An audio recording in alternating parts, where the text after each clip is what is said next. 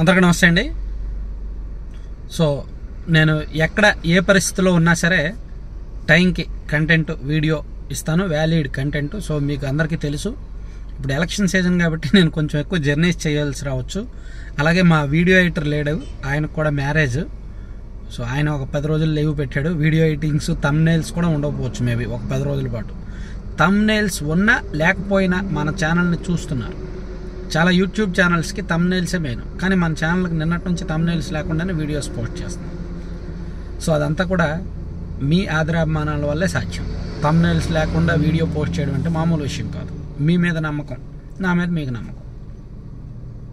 Sorry, ఒక 45 సెకండ్లు మీ time waste అయింది. ఇప్పుడు కంటెంట్లోకి వెళ్ళిపోతే, నిన్న తాడేపల్లిగూడెంలో జరిగిన మీటింగ్లో పవన్ కళ్యాణ్ గారి స్పీచే హైలైట్.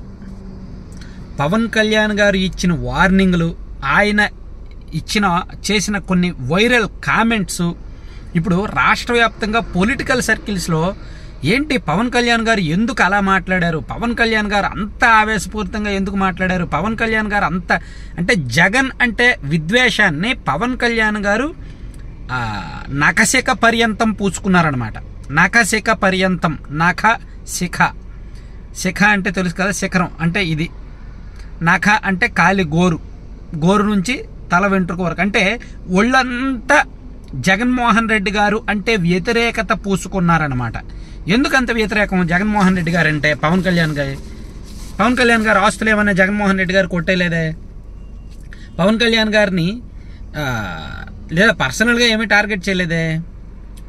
పర్సనల్గా ఆస్తుల మీద కానీ భూముల మీద కానీ టార్గెట్ చేయాలి. కానీ ఎందుకు అంత ద్వేషం అంటే, ఆయన వ్యవహార శైలి, ఆయన పరిపాలన, ఆయన వ్యక్తిత్వము, ఆయన గత చరిత్ర, ఆయన నడుపుతున్న రాజకీయము అదేమీ కూడా పవన్ కళ్యాణ్ గారికి నచ్చట్లా. అట్ ద సేమ్ టైం అటువంటి వ్యక్తి పరిపాలించకూడదు అని పవన్ కళ్యాణ్ గారు స్ట్రాంగ్గా ఫిక్స్ అయ్యారు. కాబట్టి కొంత బలాన్ని తగ్గించుకోనో పొత్తుకు ఒప్పుకొని ఖచ్చితంగా ఓడించాలి వైసీపీని, జగన్మోహన్ రెడ్డి గారిని ఖచ్చితంగా దించాలి అనే స్ట్రాంగ్ ఫీలింగ్తో, బహుశా టీడీపీ కంటే పవన్ కళ్యాణ్ గారే జగన్మోహన్ రెడ్డి గారి పట్ల ఎక్కువ కసిగా ఉన్నట్టు కనిపిస్తున్నారు. టీడీపీ కంటే పవన్ కళ్యాణ్ గారే వైసీపీ పట్ల ఎక్కువ ఆవేశంగా ఉన్నట్టు కనిపిస్తున్నారు నిన్నటి ఆయన మాటలతో చూస్తే. సో ఎందుకు ఆయన మాట్లాడారు? పాయింట్ నెంబర్ 1, క్యాడర్లో కసి నింపడానికి. తను ఎంత డెడికేట్గా ఉన్నారు, తను ఎంత పట్టుదలతో ఉన్నారు వైసీపీని ఓడించడానికి అనేది తన శ్రేణులకు, తన క్యాడర్కు కనెక్ట్ చేయడానికి, అలాగే తెలుగుదేశం పార్టీ శ్రేణులకు కూడా ఒక సంకేతాన్ని ఇవ్వడానికి పవన్ కళ్యాణ్ గారు అలా మాట్లాడారు. కొన్ని సందర్భాల్లో పవన్ కళ్యాణ్ గారు తన మాట జారేరేమో అనిపించింది. ఆయన ఎప్పుడూ కూడా పర్సనల్ కామెంట్స్ చేయలేదు, కానీ ఒకటి ఇండైరెక్ట్గా ఒక వార్నింగ్ ఇచ్చారు. టన్నుల కొద్దీ నీ చరిత్ర నా దగ్గర ఉంది, నేను పర్సనల్గా నువ్వు నా భార్యల గురించి, నా పెళ్ళిళ్ళ గురించి మాట్లాడతావు, నేను కూడా మాట్లాడితే ఎలా ఉంటుంది? సో నాలుగో పెళ్ళి అంటావు, బహుశా నా 4వ పెళ్ళం నువ్వేనేమో, ఇలా కొన్ని కామెంట్స్ చేసి నేను కూడా పర్సనల్గా మాట్లాడితే టన్నుల చరిత్ర నీ దగ్గర ఉంది, నువ్వు జూబ్లీ హిల్స్ సొసైటీలో మెంబర్గా ఉన్నప్పటి నుంచి నాకు తెలుసు అని అన్నారు. మేబీ కావచ్చు, ఎందుకంటే ఇద్దరిది సేమ్ ఏజ్ గ్రూపు, ఇద్దరు కూడా హైదరాబాద్లోనే జూబ్లీ హిల్స్ ఏరియాలోనే పుట్టి పెరిగిన వాళ్ళు కాబట్టి, జగన్మోహన్ రెడ్డి గారు హైదరాబాద్ పబ్లిక్ స్కూల్లోనే చదువుకున్నారు. మేబీ పవన్ కళ్యాణ్ గారికి కూడా తెలిసి ఉండొచ్చు.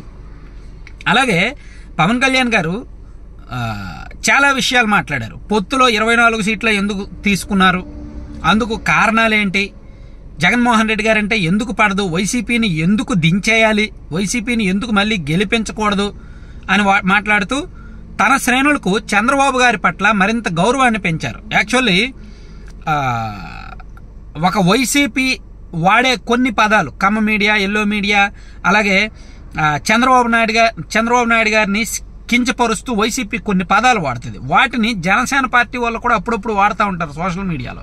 సో పవన్ కళ్యాణ్ గారు నిన్న తన స్పీచ్ మొత్తం మీద ఒక 5-6 సార్లు చంద్రబాబు గారిని ఉద్దేశించి రాజకీయ ఉద్దండు అని అన్నారు. 4 దశాబ్దాల పాటు రాజకీయం చేసిన ఉద్దండుని అలా జైల్లో పెట్టారు అని చాలా సందర్భాల్లో ఆ మాట వాడారు.